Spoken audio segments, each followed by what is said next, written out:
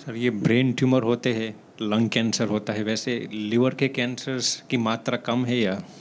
तो पेट के अंदर जितने भी ट्यूमर्स हैं उनमें ये थर्ड बिगेस्ट कारण है कैंसर का। और ये लिवर का जो कैंसर होता है वो भी बहुत बड़ा होने के बाद ही उसका कोई पेशेंट को तकलीफ़ होती है।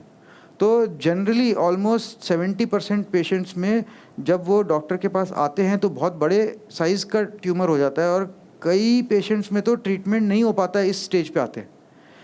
तो छोटे ट्यूमर्स जब होते हैं लिवर के तो उसका इलाज बहुत आसानी से हो जाता है, बहुत सारे ऑप्शंस हैं उसका ट्रीटमेंट करने के लिए।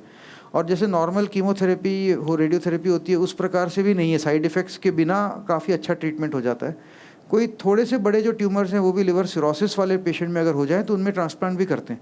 तो ये एक ही कैंसर है जिसका इलाज ट्रांसप्लांट से हम करते हैं, और किसी भी कैंसर का, जैसे लंग कैंसर का इलाज लंग ट्रांसप्लांट से नहीं हो सकता, लेकिन लिवर कैंसर का इलाज लिवर ट्रांसप्लांट से हो सकता है।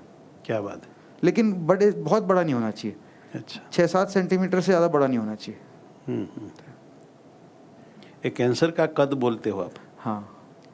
अच्छा। उसका जो सीटी स्कैन में जो चेक करते हैं साइज़, उसके हिसाब से।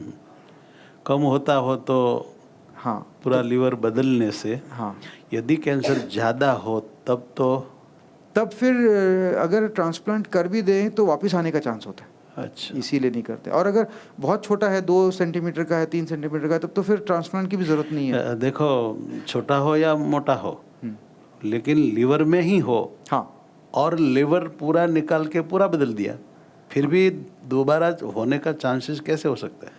अगर 7 सेंटीमीटर से बड़ा अगर कैंसर है लिवर का, तो और सिर्फ लिवर के अंदर है, हाँ, तो भी ऐसा होता है कि वो जो लिवर के जो ब्लड वेसल्स है, खून की नसें हैं, हाँ। उसके अंदर घुस जाता है वो। अच्छा, इसलिए। तो फिर वो हमें दिखता नहीं है सीटी स्कैन में कि बाकी भी जगह बॉडी में है या नहीं है। अच्छा। लेकिन वो पहुंच जाता है वहाँ पे ऑलमोस्ट 50-60% पेशेंट्स में। हाई बात समझ। इसीलिए अगर छोटा है तो वो ब्लड वेसल्स के अंदर नहीं घुसेगा।